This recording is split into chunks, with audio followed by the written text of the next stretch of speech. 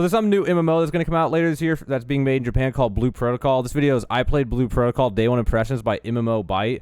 So I want to go and check this out and see what this MMO is all about. Let's go ahead and see what he has to say about it. Streaming roughly 10 hours of Blue Protocol's Japanese network test.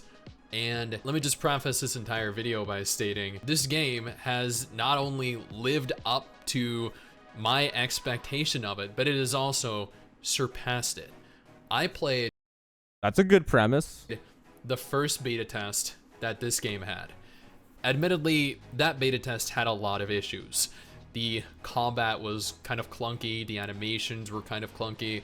There was a stamina system present for your mount where you could only use it for a number of seconds. The stamina would deplete, and then you couldn't use your mount anymore. There were so many aspects of the game that needed vastly improved, and after...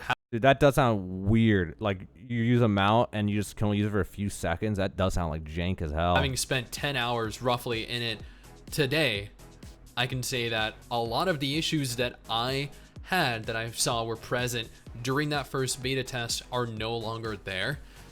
Now, if you don't already, I do and will be streaming this over on Twitch in roughly about an hour or so from when this video goes live. And I am hoping to get to content that most people haven't gotten to, that most content creators haven't gotten to, that I personally haven't gotten to. After 10 hours, I pushed further than I did over the 3 days that I spent in it the first beta test. Now, Blue Protocol isn't your typical, your traditional MMO.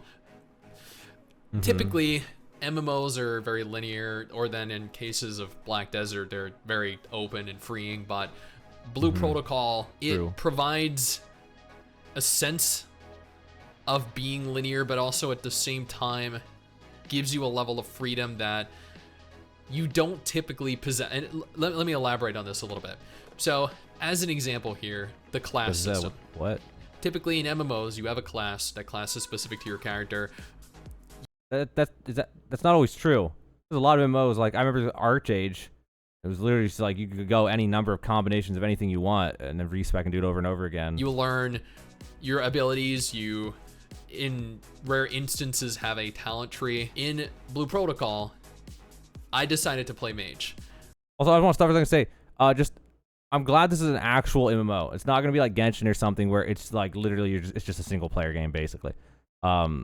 There's actually people running around and stuff with you, party system maybe, like all sorts of cool stuff, quests. I mean, it looks like a standard MMO in that sense, but the combat looks, I'm just glad it's not a click and target system where you just click on them and then hit buttons and it's all automated. Oh, that stuff gets so old. Like, that's so like 20 years ago. So I'm glad there's some kind of actual targeting and looking around and like hitting buttons. As a mage, I am limited to 4 different abilities. I have 2 Imagine. The Imagine are creatures that you can equip that essentially function like additional abilities, or so basically like summons. I mean, like, so not persistent summons, like ability summons where you do it and it does an ability is what that sounds like. You see at the bottom all these things. See, it's QER, I don't know, QERW maybe, or T? I'm not sure. And we got 1, it looks like he's 2 slots unfilled, and he got left and right mouse button. He got stamina and HP. Or keep that in mind. They provide you statistical benefits, and you capture them and you craft them and equip them in game. So I am limited to 4 abilities, 2 additional abilities that you can equip. You learn a set number of abilities, and then you have an entire talent tree. Now I opted to utilize the fire elemental tree. There are a number of different elemental affinities that the mage has. You can opt for fire, you can opt for ice, you can opt for lightning. So basically World of Warcraft, but lightning instead of arcane. Now, I didn't play a lightning build. I didn't play an ice build. I felt like the ice was inferior to fire in terms of damage and in terms of AoE potential. Well, it also depends, is there PvP in this game? Because if there's PvP, ice might suddenly... Because there's a lot of times you'll have in these scenarios in these MMOs where certain things are horrible for PvE, but are god tier in PvP. And I don't know if the game has PvP or not, but it might be one of those scenarios where there's a lot of freezes, a lot of slows, and things like that that can just get people screwed in PvP. But then in PvE, it's not that great. So I don't know. It depends. I prefer grouping hordes of enemies together and then AoEing them. That's just how I like to play my games. Now, fire allowed for me to do that. Fire gave me single target gave me dot damage, and also gave me AoE pressure that I feel like the other elements just didn't. And I feel like being presented with the ability to play a class a certain way or a number of ways creates a degree of freedom that you don't typically find in MMOs. I mean, I don't mean to like disagree with them, but it just sounds like World of Warcraft. That's literally like classic World of War. You have the 3 trees. You know, you had fire, you had ice, and you could only really have enough talent points for one, unless you don't want to get your bottom one and get like half some weird thing. Like, as an example, in Final Fantasy XIV, you play a black mage, and every black mage is going to play the same way. You all have the exact same rotation. You have the same buffs. In Blue Protocol, that's not the case. You can choose 4 abilities out of 20, out of 30. So you're very limited in what you can do. You're very limited in your utility. If you choose to focus on AoE, you're not going to be able to single target. I mean, so basically New World. I mean, New World had this where you could only use 4 abilities. There were a lot more than just 4, but there were only 4 that you could use at a time type of thing. Someone sounds like it has more total abilities to choose from, though. But that is fun, though, that you can, you know, specialize whichever way and then be like, oh, I'm the guy who does AoE damage. I'm the guy who does single target damage. And if there's, like, guilds and situations where you're doing raids and you need to group up with, like, 20 people and stuff, that will become much more applicable. And it will add a fun dynamic element of who's filling what role and are you needed for this or that or whatever. So that it will be fun. If you focus on single target, you're not going to be able to AoE. If you focus on a more of a control build, you're not going to be able to really deal much damage, but you're going to be able to CC enemies. You can focus on more of a support build and be of a larger support to your group, but not necessarily controlling enemies or dealing direct damage to them. So the game provides you these unique freedoms that a lot of other MMOs don't. And there are MMOs that do. I'm not saying there aren't MMOs that don't already do that. I'm saying typically of the MMOs that I have played, that is not a common recurring theme. That's true. That's true. It's not super common for it to be like that. It's more common than you would think, but it's not super common. Now, the game is definitely linear. There is a linear path where you move from point A to point B to point C, back to point A to complete what you set out to complete. And this is a repetitious cycle, but that's typically what MMOs are. So you have a sense of linear.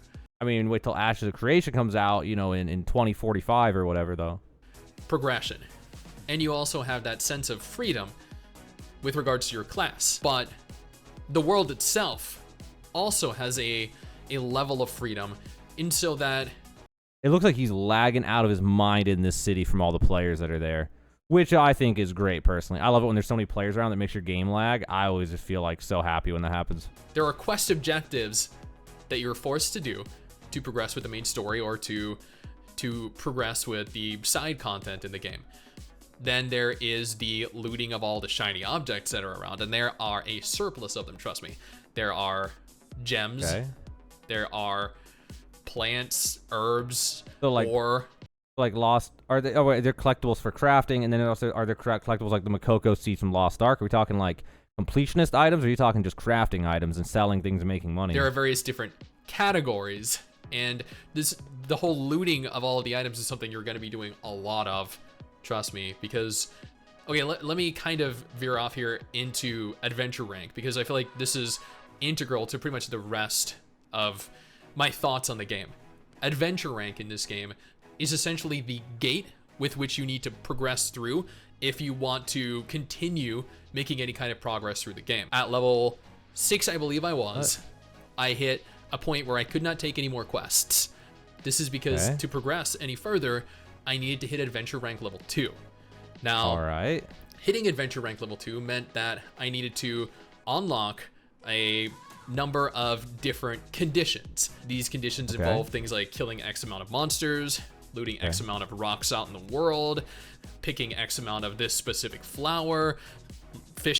Ooh, I don't know about a specific. I mean, it's okay, but it is kind of annoying. It's a specific one, but that can be fun. But if they're just like, oh my god, sometimes if they're just like, all right, you got to get like the black rose, and you just don't know where it is, and you spend like 3 hours trying to figure out a spawn points. Next thing you know, you're looking up YouTube guides from people like me, like, I don't know, I prefer the generalized ones, like catch a fish at least this big or something, and you just got to fish till you get it or something, you know, like, I don't know. We'll see, though. I mean, that is fun, though. I do want to say, though, That does actually sound fun, though. To have to get your adventure rank up by actually doing things like gathering and crafting and fishing and stuff. That was one thing I liked about New World, even though it's different, but New World, that I could level from gathering and crafting and stuff like that. It's literally how I leveled, and it was super fun to do it that way. Fishing for X amount of fish. These are things that you can do while exploring. And I'll lie, that fishing looks really fun. I don't know exactly what he's doing to control that, but it does look fun how interactive it is. These are things that you can do while doing other quests, while killing other monsters, while fighting monsters in dungeons. Like, these are things that you're going to need to fit into your everyday activities if you want to progress. And this is a 100% requirement. You cannot ignore your adventure rank, otherwise you won't learn new abilities, you won't unlock new story, you won't be capable of unlocking additional dungeons. You know what? I think that sounds really fun, but I guarantee you there's going to be a demographic of gamers who hate that. They're going to hate that so much. Like I said, I'm going to love it. I think that sounds great.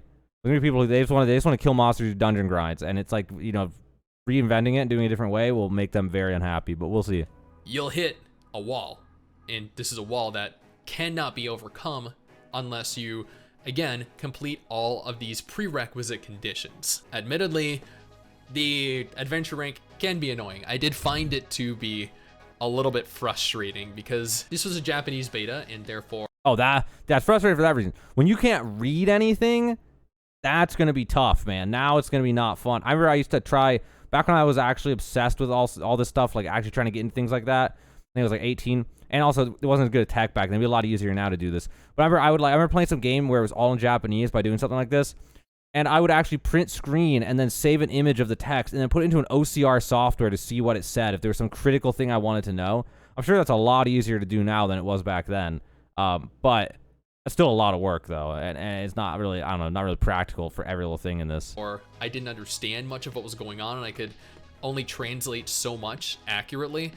So I was often left just kind of running around, hoping what I'm looting is what I needed to loot to unlock and further progress through all of the conditions that were necessary to unlock the adventure rank level 2. But backtracking a little bit.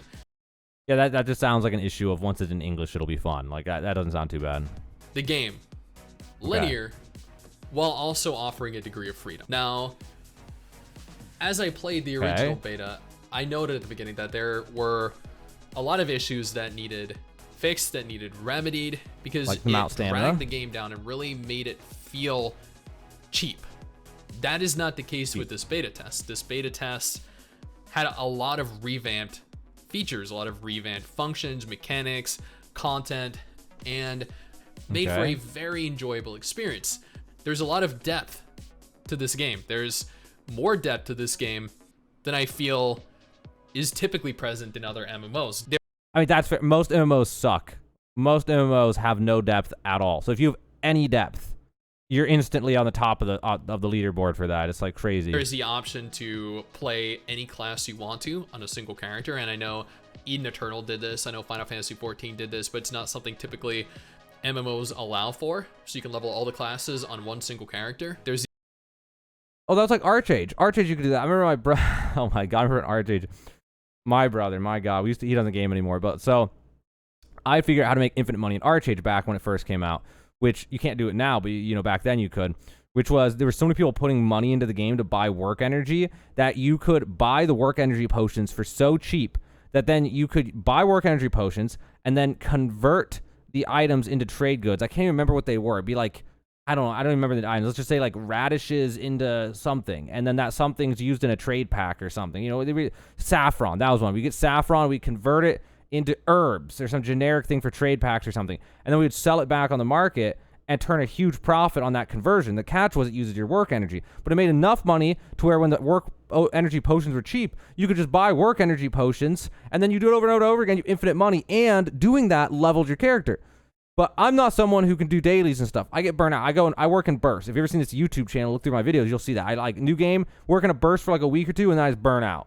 Not my brother, though. He is like the turtle, man. He's slow and steady. I showed him how to do that, and I got to where I basically had quit the game.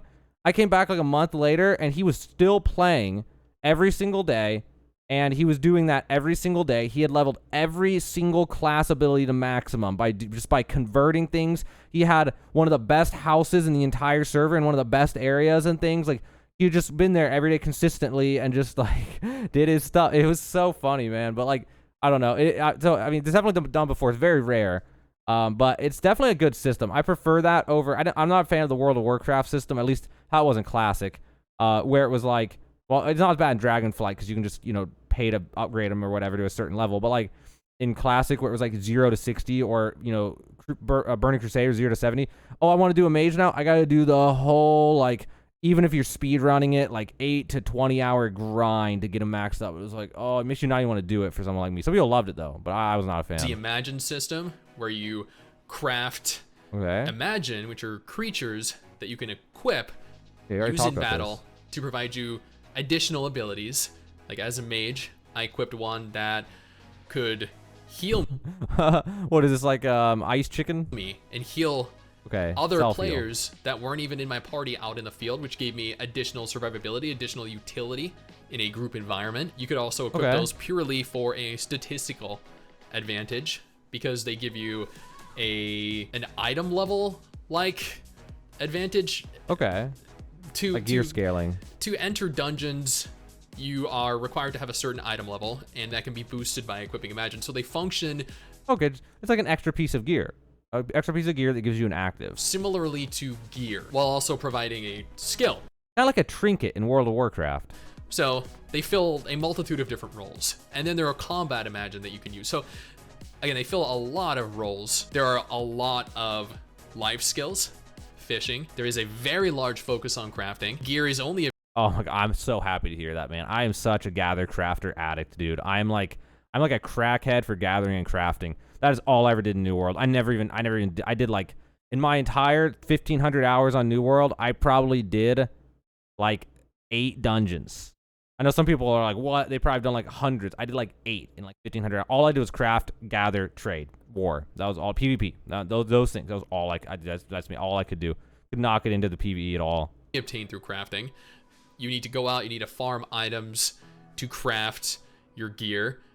And if you're not a crafter like I am, I hate crafting. It's different world over there, man. We got 2 different worlds. You can see bottom to your screen. You got one dimension on the main part of the screen. You got a whole nother dimension. Oh my goodness. It's gonna be a bit of a nuisance to do, but at the same time, like you're not going to obtain gear necessarily from boss drops or world boss drops or dungeon boss drops. So I guess it is attempting to separate itself from that whole gear, the whole necessity behind farming repetitiously for gear and then being disappointed when you don't obtain it, because there's nothing worse than trying to attempt to get this piece of gear from a very highly ranked competitive dungeon or raid, farming it for a month, 2 months, not getting the single piece you need, seeing everyone else get all the different gear that they wanted. The alternative here is I could never get into that system, man. I could never. I always, like, whenever I play World of Warcraft, I would have fun playing, getting the max level and doing PvP along the way.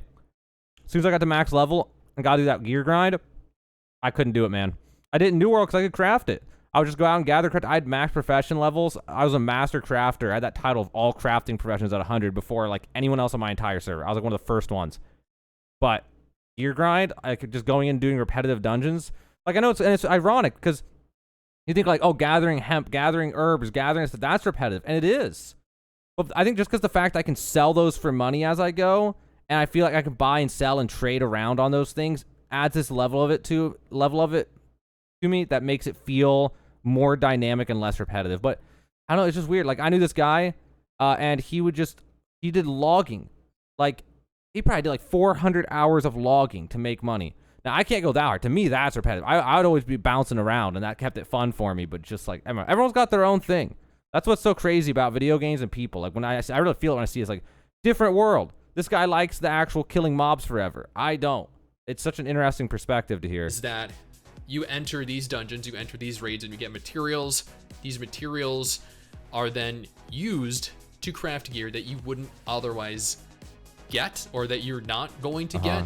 That sounds better. I always like that better because it's more consistent. It's like you go in the raid and you get your own set of materials. The materials are easier to distribute. So it's more just like doing it leads to your progression eventually. It's not just complete luck. It just feels so bad when you do raids and then there's that one thing you want and someone else gets it and you do it like in this raids of 30 people, 20 people or whatever, and it's like you don't have a 1 in 20 chance. You may end up doing it for like 6 months and you never even get it. So there's never a point where you're not receiving something beneficial for you or for your future gear. Thus, there's always a purpose behind what you're running, and you never feel disappointed necessarily in what you get. Unless, you know, you only need like one item left, and for whatever reason, you're not obtaining it. But I feel like that should be a rare case given the amount of material, the amount of resources you get during and even after completing each dungeon. The world itself, absolutely beautiful. Graphically, for an anime game, I think Blue Protocol is the most stunning anime MMO I have ever seen. Yeah, I mean, I saw another video that I didn't really, we aren't watching it together, but it was like first 30 minutes. I kind of skimmed through. It looked for cell shaded. He's calling it anime. I just call it cell shaded. It's pretty much the same thing. There's some extra effects and stuff to add this anime look. But for a cell shaded game, yeah, it looks pretty good. It looks pretty good. I like it. Maybe one of the best. I don't know if it's the best, but it's definitely up there. Is one of the better looking anime games in general. I know there are going to be Genshin players in here that are like, oh, yeah. Genshin looks better. I don't think so. I actually think Blue Protocol, graphically for its regions, is equivalent to Genshin Impact. It's similar. It would rank right around there. If not even better. I think the character models, the fluidity in the character animations are drastically superior to Genshin Impact. Drastically superior to any gacha game out there. You can see this during cutscenes with how characters move, individual parts of their body. I don't know. It's a little different, and the animations, the cutscenes did look a lot better from something else I saw, but it's not like groundbreakingly different. It's just it's comparable. Their fingers, their facial expressions, just how they move left to right and forwards and backwards and interacting with the environment, the seats, the counters. Everything is just so high quality. But then this is Bandai Namco. They're the people that did Code Vein.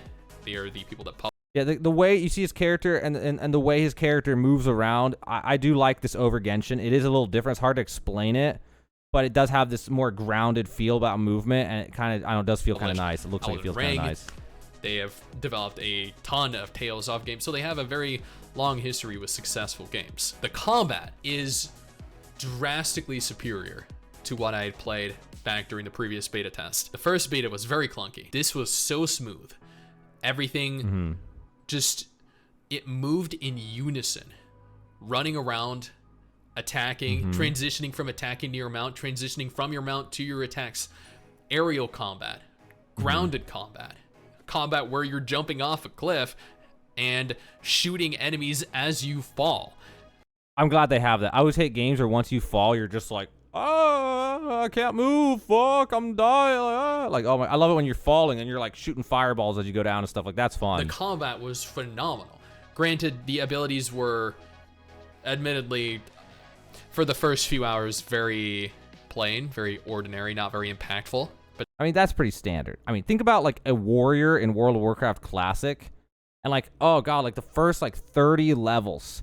You basically just have charge and heroic strike. If you go defensive, if you go protection, then you have revenge. And it's basically just charge, revenge, or revenge, or just heroic strike.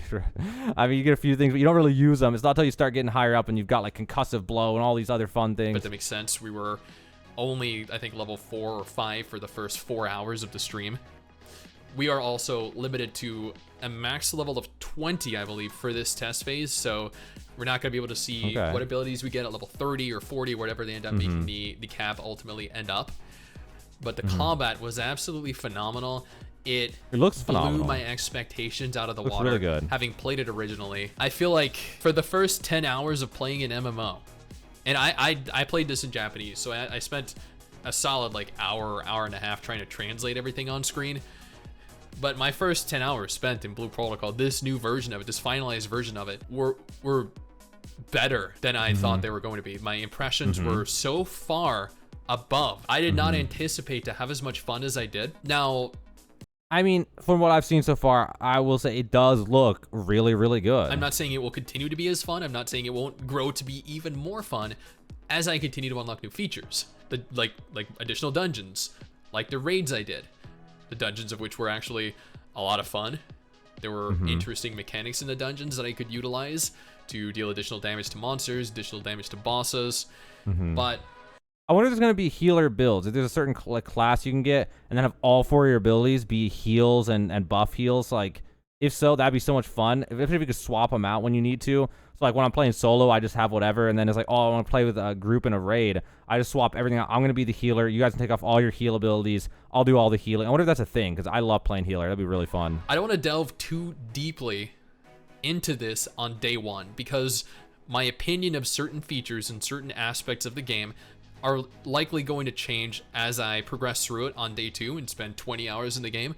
They're likely going to change as I progress through on day 3 and cover 30 hours of the game. So my opinion thus far, after 10 hours of network test, beta test on day 1, is that if the game launches in this state, it is going to be a monumental success. It is going to cater to anime fans 100%, but beyond that, this game feels so smooth.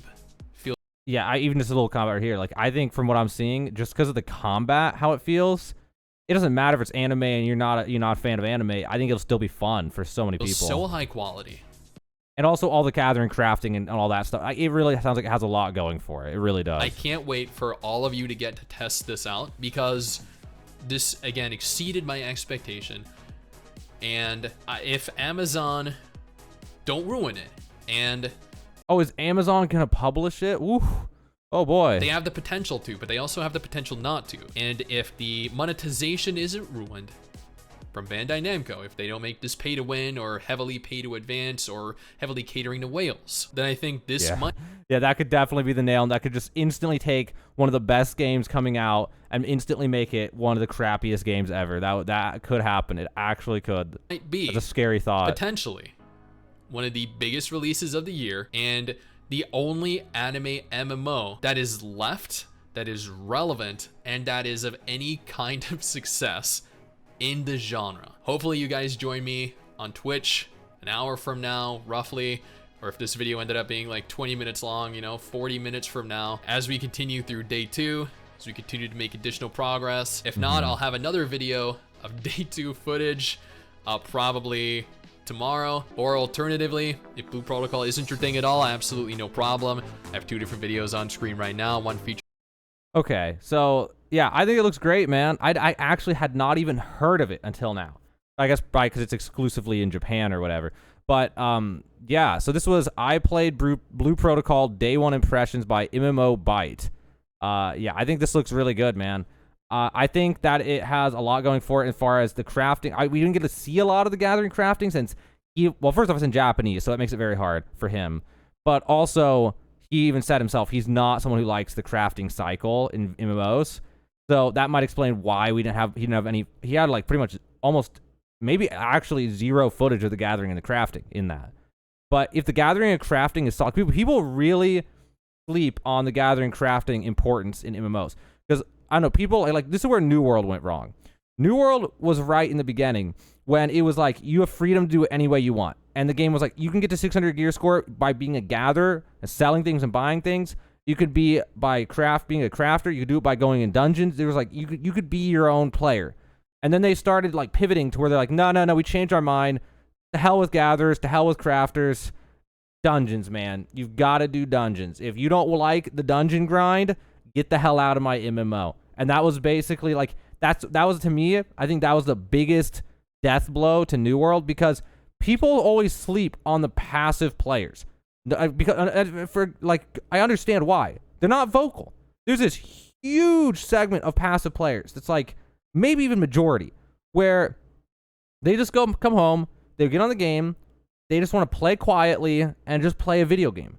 They don't want to get in something and be yelling and screaming. They don't want like crazy drama. They just want to get on, grab their pickaxe and get to work and have some fun with fake, online work because it's fun. It's just, it's for me to just do. I can just go and mine in a video game and I have a blast. I mean, why do you think Minecraft's so popular, right?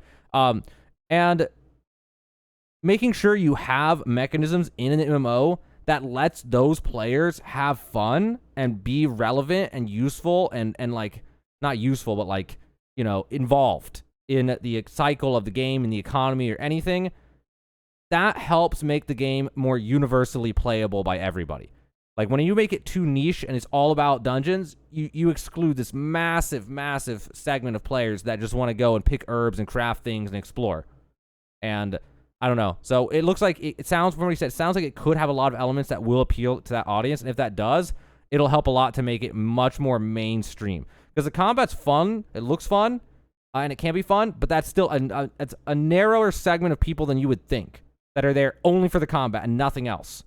That's actually a narrow segment of who plays an MMO.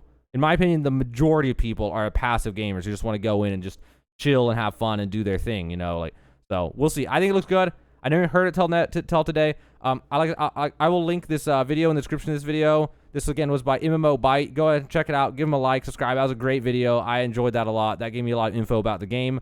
I don't know when it's coming out. Hopefully this year sometime. We'll see. But that was Blue Protocol. I think it looks like it's going to be one hell of an MMO. Hey guys, I'm Kibbles, by the way. Hope you guys enjoyed the video. If you did, do me a favor, hit the like button, subscribe for more content like this. Also, feel free to check out either the videos right here on your screen or over here on your screen for more content like this. Helps me on the algorithms. You go and watch another video, do anything, whatever, it helps. Also, down in the description below, you can find my links for socials, Discord, Twitter, etc., or Twitch, which I don't use very much. So feel free to follow me on any of those. It would help me out a lot.